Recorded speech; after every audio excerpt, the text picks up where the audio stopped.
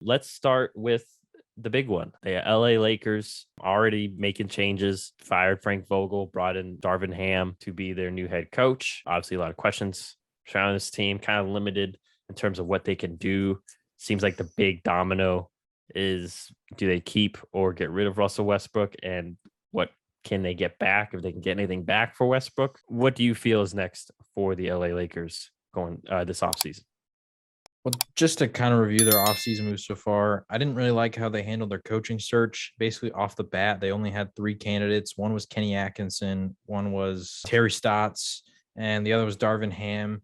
Those candidates are fine, but I felt like they could have been a little more patient. I mean, all of a sudden Quinn Snyder's available, and I'd feel more confident with Quinn Snyder than any of those three. Not that Darvin Ham, which the other two we've seen already be head coaches. Darvin Ham we haven't seen, so maybe he's going to be great. I'm not sure. I'm not a Bucks fan, so I'm not super familiar with him. But overall, I just feel like they could have been maybe a little more patient, widen their search a bit more. So we'll see what happens with Darvin Ham. I think he could be a great coach. Like I said, just not too familiar with him. With their roster, the tough part is they've already made it clear to other teams, allegedly, this is a report I saw, that they don't intend to trade Russell Westbrook just to get rid of his contract. So they don't want to do the OKC method where they trade him to the Thunder, they give up a draft pick, and his contract's off the books because OKC eats the whole salary. They said they don't want to do that. So they only intend to move him if they can actually get assets in return as opposed to just cap relief. And I don't think that's going to happen. I mean, there was rumors earlier in the season that the Hornets or some of these other teams might be interested in him, but I just don't think that the Lakers are going to get what they want. And I think that the LeBron AD injuries last season were frequent enough that you could probably talk yourself into being Lakers management and saying, well, if they had longer to play together, maybe they could have developed more chemistry, worked through their issues, and figured it out. Because we have three guys who are future Hall of Famers on this team. Well, technically four, I guess, if you include Carmelo Anthony. But three guys who are super highly paid players that will be in the Hall of Fame one day. We should figure this out.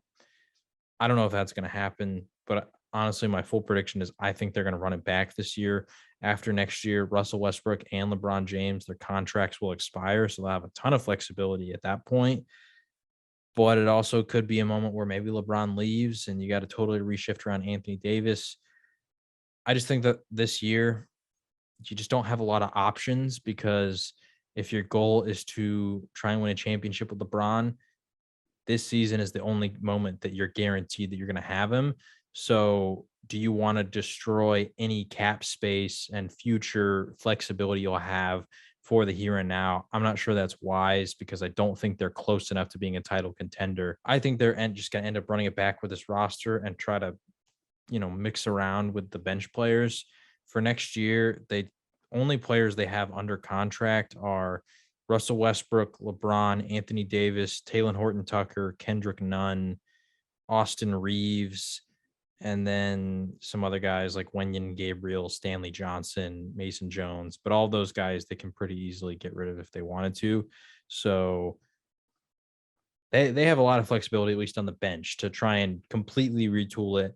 Last year, I don't think the old man experiment worked where they signed all these savvy veterans who were going to have experience and knew how to play basketball, and that was going to work. Shout out LeBron, by the way, who said to keep that same energy the whole year. And everybody did. Their team was old. I don't think they're going to do that again. So I think that they can maybe try and get some more energy guys. One key piece that I think they're probably going to end up losing is Malik Monk. He was actually very good for them this year. I'd say he was the one lone bright spot. And I think that he's probably priced himself out of LA. Yeah, so they might be able to offer Malik Monk the mid-level exemption, and that's like 8 million, 10 million around that range. But I think that he's probably going to end up leaving for a better deal, better offer long-term somewhere else because he did play pretty good this year, and he is very young. So I don't know what the Lakers are going to do this offseason. I don't think that they have enough space, enough flexibility to bring in a lot of high impact players. So really your goal is you hope you can just figure it out with these, guys that you currently have and bring in some, ideally younger shooters that can surround them, 3-and-D type of players, and hope for the best. But like I said, I think you're probably moving towards a Russell Westbrook and potentially even LeBron James departure next offseason for nothing. It's tough to kind of project who they're really going to get because they're not getting anyone really big. Yeah. So the big question is I guess, what can Darvin Ham do with at least that core? And then obviously the pieces around them. I think, and I don't mean to be mean. Everyone knows I respect Russell Westbrook, the player. I know he tries real hard. May not be, his effort may not go in the right certain areas of the game. But I guess how can you make it more work? Because like we've already mentioned, he's not a great off-ball offensive player. His defense is, even though he's he used to be a solid defender, kind of up and down, gambles a lot, and obviously, as we know, settles for too many jumpers. And maybe that's because of the floor spacing. Maybe he could have. I mean, last season seemed like he didn't really have the same burst as he used to get by people as well. And then on top of that, with LeBron, who also needs the ball in his hands, it's. I wonder. My main question is, or query is, I just wonder, like, how much is this one of those things? And I really don't believe this most of the time, but we're like LeBron's really, you know what I mean? Because it seems like LeBron's the coach, or I just wonder if Darvin's going to be able to coach freely. I will say on that, they did give him the ability to hire his own staff, which they did not do for Frank Vogel. I didn't know that was a thing in the NBA. And I figured that would already be implied, but yeah, but apparently that's a thing. I know that's a thing in like the NFL with a lot of like first-time head coaches. They tend to not let NFL guys hire their own staff. But I didn't know that was a thing in the NBA. Apparently that is for Frank Vogel, which was weird, but they let Darvin Ham hire his own staff. And yeah, maybe they need this one to work. Absolutely. Right. So yeah, I hope that he's able to coach freely. Then what can he do? Basically, is what I'm asking. But doesn't help that. Is he in charge of? I wonder is he in charge of player personnel too? Like, is he able to pick? I guess be the main point. I'm guessing. I know he's a coach already, but because like even if he does a solid coaching job, this front office hasn't been great. Like you mentioned, they signed a bunch of old people last year.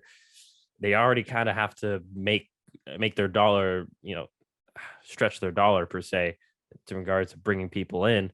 And I'm not sure if they even have draft capital wise anyway, if they even have like anything. Nothing. They have like a first round pick in 2027 or something. I mean, like that. But even like this year, they even have like, even if they have a second round, like really it's literally a lottery ticket. You're kind of hoping that second round pick turns out to be a solid player anyway. So we'll see what happens. But I honestly, I think they're gonna, like you said, I think they're gonna run it back, and I wouldn't be shocked if they sneak into the playoffs next year if they all do stay healthy. They're that talented enough, but unless they somehow find a gem, or AD takes a major step and is healthy all year, Russell becomes more of a team player, I think we're gonna be have the same questions next year, or like you said. Well, the next year we're gonna be asking, oh, well, I guess Russell's gonna be going, or I guess LeBron's gonna be going, and what's next for Lakers? As it's probably gonna be a new chapter for them. But they're wrong before. I will say Lakers they are super aggressive. I'll give them that. So maybe they'll make something work. Maybe the Knicks will be crazy enough to trade for Westbrook. We all know they've been dying for a point guard for God knows how long. So I don't know how their cap space is. That's just me shooting something off the noggin. Anything else you wanted to add Laker wise? I just to all the Lakers fans who have these dream scenarios of you getting Zach LaVine or Donovan Mitchell or any of these players, it's not going to happen. Other NBA franchises are not stupid enough to take your trash being Talen Horton-Tucker and Russell Westbrook and a 2027 first round pick and giving you a really good player return. It's not going to happen. Lakers fans, stop trying to convince yourself that it will.